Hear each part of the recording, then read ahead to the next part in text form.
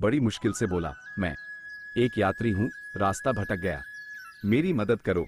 ALARA ने एक पल के लिए भी नहीं सोचा। उसने जल्दी से टोकरी में से 2 सबसे बेहतरीन सेब उठाए, सुनहरे पीले और लाल रंग के। उपचार। उसने कैलिन को सहारा देकर बैठने में मदद की और एक सेब उसे थमाया। इसे खाओ, ये साधारण फल नहीं है। कैलिन ने संदेह से सेब लिया, लेकिन उसके हाथ से बहती चमकीली धूप और अलारा के चेहरे की निर्दोष दया देखकर उसने एक टुकड़ा खाया। जैसे ही रस उसके गले से नीचे उतरा, उसने महसूस किया कि उसकी चोट की जलन शांत हो रही है। अगले कुछ ही पलों में उसके शरीर को शक्ति मिलने लगी। तस्वीर 4 का दृश्य। अलारा और कैलिन एक दूसरे के पास खड़े हैं। अलारा उसे दूसरा सेब देती है और उनकी आंखें पहली बार मिलती हैं। टोकरी उनके कदमों के पास है।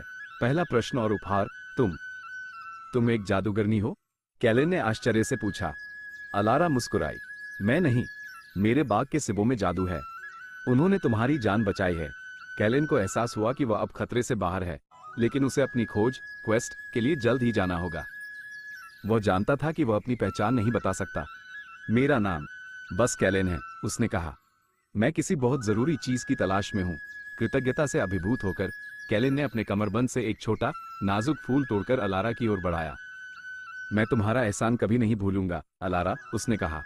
यह उनका पहला उपहार था, एक शांत सुंदर शुरुआत। एपिसोड 1 का अंत। अलारा उस फूल को अपने बालों में लगा लेती है। वो कैलिन को टोकरी के पास बैठने और कुछ और सेब खाने का न्योता देती है। वे दोनों एक दूसरे को देख रहे हैं और सुनहरी धूप उन दोनों के इर्द गिर्द चमक रही है। उनकी आंखें अब मिल चुकी हैं और एक नई रहस्यमय कहानी की शुरुआत